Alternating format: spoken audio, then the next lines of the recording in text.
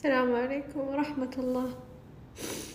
أنا ما أبي منكم إلا توصلون مقطعي هذا لسمو الأمير عبد العزيز بن فهد، لأن ما حد بينقذنا بعد الله إلا هو.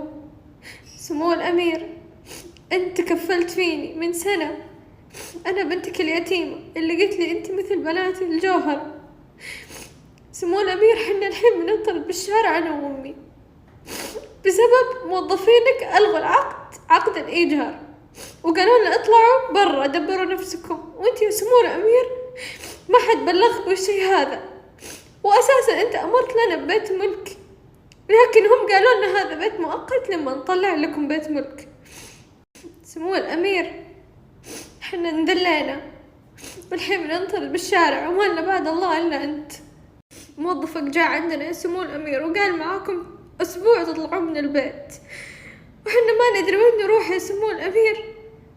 وانت واشهد بالله انك ما قصرت معنا، وانك تكفلت فينا بكل شيء، وتكفلت فينا بالبيت وبالمصروف والسيارة وكل شيء والمدرسة.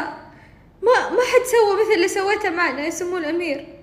موظفينك لهم سنة يا سمو الأمير ما ردوا علينا، ويوم ردوا قالوا لنا خلاص انهينا العقد ودبروا نفسكم واطلعوا بالشارع. أنا وأمي ما لنا بعد الله إلا أنت يا طويل العمر. أنا أمي تعبانة وأنت كفلت لها بالعلاج، وحطيت لها دكتورك بعد كم شهر بلكنا وما عاد اكتمل علاج أمي، وقلنا ما هي مشكلة. الحين خلاص ما لنا بيت وما لنا مصروف وما لنا علاج أمي وما في شيء. والله يا سمو الأمير إنك عندي أغلى من أبوي وأغلى من أمي وأغلى من الناس كلها. اللي سويته معنا ما حد يسويه، لكن أنت يا سمو الأمير ما تدري باللي صاير فينا. أنت يا أبو الأيتام والمساكين، أنت اللي ما قصرت معنا بشيء ولا قصرت مع أحد. أنت راعي كلمة تم وتم. تكفى يا طويل العمر، ريحنا من هم الإيجار أنا وأمي.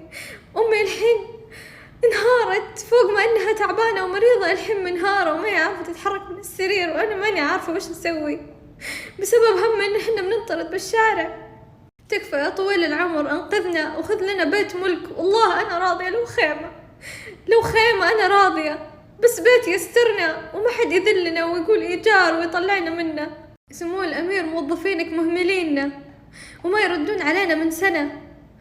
أنا أتواصل معاهم وأقول لهم إن حنا ما عندنا مصروف وقاعدين نتدين من الناس، وسمو الأمير ما قصر معنا وما راح يقصر ويده ممدودة من الشرق للغرب. أنا أشهدك بالله يا سمو الأمير إنك لا تتركنا في هذه الأزمة. أنا أشهدك بالله. تكفون وصلوا المقطع لسمو الأمير، خلى يعرف حالتنا، خلى يعرف وش صاير معنا. حنا بننطرد بالشارع والله العظيم. وانت تدري يا سمو الأمير إن الدنيا كلها ضدي، وحتى أبوي ضدي ويحاربني من كل جهة، وانت ما قصرت معي وساعدتني، وطلبت من موظفينك إن يحطوا لي محامي بس يتابع موضوعي، لأن أنا ماني قادرة أسوي شيء، لكن ما يردون علي أبد. والله يا سمو الأمير إنك أنت كنت علينا أنا وأمي أرحم من أي أحد بالدنيا. والله ما حد وقف معنا مثل وقفاتك. أنت راعي الخير. تكفى يا سمو الأمير، حنا بننطرد بالشارع بعد بكرة، لا تتركنا.